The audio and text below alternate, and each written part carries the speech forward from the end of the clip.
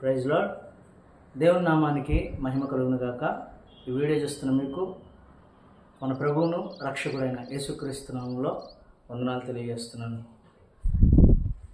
నేను మీతో వాక్యాన్ని పంచుకోబోయే ముందు ఈ వీడియోని ఒకసారి మీరు చూడండి. ఆ తర్వాత నేను ఆ వీడియో గురించి కొద్ది మాటలు మీతో మాట్లాడతాను. ఈ క్రిస్మస్ లో సువార్తను ప్రతి కుటుంబము దానం చేసే శక్తినివ్వండి. రక్షక, మంచం మీద పడున్నప్పటికీ, అనారోగ్యంతో బాధపడుతున్నప్పటికీ, తనకొచ్చే జీతంలో నమ్మకంగా దశమ భాగాన్ని ఇచ్చాడే. మరి మేము ఆరోగ్యంగా ఉన్నాం కదా ప్రభువా, బలంగా ఉన్నాం కదా నాయన. మీరిచ్చే జీతంలో నమ్మకంగా నీ వాక్యానుసారంగా నీ సంఘ అభివృద్ధి కోసం దశమ భాగం ఇవ్వాలి కదా నాయన. ప్రతి ఒక్కరూ ఇచ్చే మనస్సు దయచేయి నాయన. రైట్, వీడియో చూశారు కదా.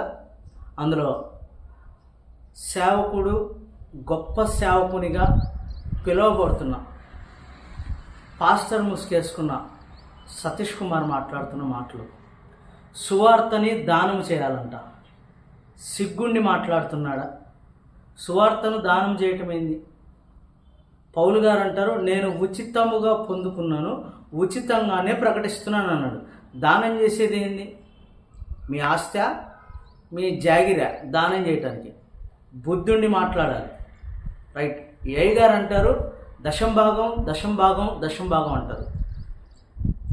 యేసు ప్రభు సమాజ మందిరంలో బోధించి బయటకు వచ్చి కూర్చున్నప్పుడు కానుకలు వేసేవారిని ఆయన జాగ్రత్తగా గమనిస్తున్నారు. అందరూ కలిగిన దాంట్లో, వారికి కలిగిన సమృద్ధిలో కొంత దేవునికి కానుకేశారు. కానీ పేద విధవరాలు మాత్రం మనస్ఫూర్తిగా, హృదయపూర్వకంగా తనకున్నదంతా వేసింది. ఆమెను దశం భాగం వేయండి, కానుకేయండి, ఉన్నదంతా వేయండి అని ఆ ముసలాముడికి, ఆ వృద్ధురాలకి ఎవరు చెప్పారు? ఎవరు చెప్పలేదు. మనసులో కలగాలి దేవునికి ఇవ్వాలని. ఇలా అడుక్కునే బుద్ధి కాదు. అడుక్కోకూడదు. సేవకులు బొచ్చ పట్టుకొని గుళ్ళ దగ్గర అడుక్కున్నాడు మేలు, రోడ్ల మీద అడుక్కున్నాడు మేలు. సేవకులము, రెవరెండ్లము, డాక్టర్లము అని చెప్పుకుంటూ అడుక్కు తింటున్నారు వీళ్ళందరూ. మీకు ఆ విషయాన్ని జ్ఞాపకం చేస్తాను, వాక్యంతో పోల్చి మీరు జాగ్రత్తగా గమనించి ఇలాంటి దొంగ పాస్టర్లకి, డబ్బులు అడుక్కునే దొంగ సేవకులకి మనము కానుకలు ఇవ్వాలో వద్దో చూద్దాం. చూడండి, అపోస్తుల కార్యము 4వ అధ్యాయము 34, 35. అపోస్తుల కార్యము 4వ అధ్యాయము 34, 35వ వాక్యాన్ని కనుక మీరు జాగ్రత్తగా గమనిస్తే, పేతురు గారు శిష్యులు వాక్యాన్ని ప్రకటించిన తర్వాత ఆ వాక్యాన్ని విన్న ప్రతి ఒక్క వ్యక్తి మారు మనస్సు పొందుకొని, రక్షణ పొందుకొని, యేసుక్రీస్తుని సొంత రక్షకునిగా అంగీకరించి, వారికి కలిగిన, వారు ఏవేవైతే కలిగి ఉన్నారో, ఆస్తులు కావచ్చు, అంతస్తులు కావచ్చు, పొలాలు కావచ్చు, వారు కలిగినదంతా అమ్మి సేవకులైన, దేవుని శిష్యులైన పేతురి పాదాల దగ్గర వారి ఆస్తులని పెడితే, ఆయన ఆ వచ్చిన పైసలన్నీ తీసుకొని అక్కడ ఉన్న పేదవారికి అందరికీ సమానంగా వారి వారి అక్కర కొలది పంచిపెట్టెను. పేతురు గారు దాచిపెట్టుకోలేదు. పేతురు గారు కోట్లు కొనుక్కోలేదు.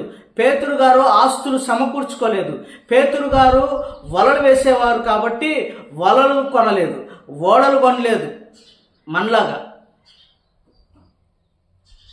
ఆ విశ్వాసులు తెచ్చిచ్చిన ఆస్తిని అమ్మి పేదలందరికీ పంచి సమానత్వాన్ని తీసుకొచ్చారు. ఈ పనికి మాలిన సేవకులు మాత్రం పునుగులేసోడు ఇవ్వాల్సిందే, సాకులోడు ఇవ్వాల్సిందే, కుంటోడు ఇవ్వాల్సిందే, రోగిష్టోడు ఇవ్వాల్సిందే. వీడు మాత్రం కోట్లు వేసుకుంటాడు, వీని కొడుకులు మాత్రం లండన్లో, అమెరికాలో చదువుతారు. సంఘస్థులు మాత్రం పునుగులు వేసుకునే వాళ్ళు పునుగులు వేసుకునేటట్టే ఉంటారు. సిగ్గుండాలి దేవుని పేరు చెప్పుకొని ఇలా అడుక్క తినటానికి. సతీష్ కుమార్, నీకే చెప్పేది, సిగ్గుంటే మారు మనసు పొంది దేవుని నమ్ము. దేవుడి మాటలు దీవించునుగా.